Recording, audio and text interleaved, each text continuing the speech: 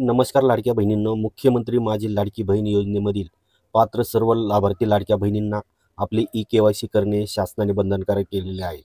आणि ही ई-के-वाय-सी करण्यासाठी दिनांक 31 डिसेंबर 2025 पर्यंत मुदतवाढ देण्यात आलेली आहे.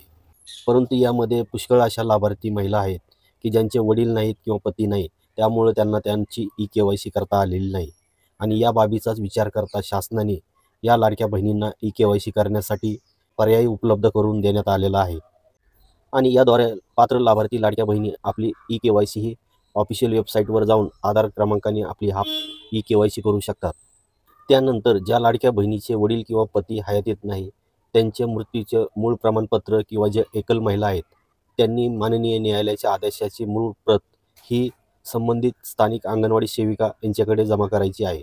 त्यानंतर अंगणवाडी सेविका त्या पात्र लाभार्थी महिलेला वडिलांची किंवा पतीची ई-के-वाय-सी करण्यापासून सूट देण्यात यावी अशी शिफारस वरिष्ठ पातळीवर करते. आणि त्यानंतर शासकीय स्तरावर त्या प्रमाणपत्राची पडताळणी झाल्यानंतर त्या पात्र लाभार्थी महिलेची ई-के-वाय-सी प्रक्रिया पूर्ण होऊन तिला दरमहा मिळणारा लाडकी बहीण योजनेचा 1500 रुपयाचा हप्ता इथून पुढे देखील मिळणार आहे. तर मित्रांनो, महत्त्वपूर्ण अशी ही माहिती होती. ही माहिती आपल्या जवळच्या लाडक्या बहिणींना जरूर शेअर करा. धन्यवाद.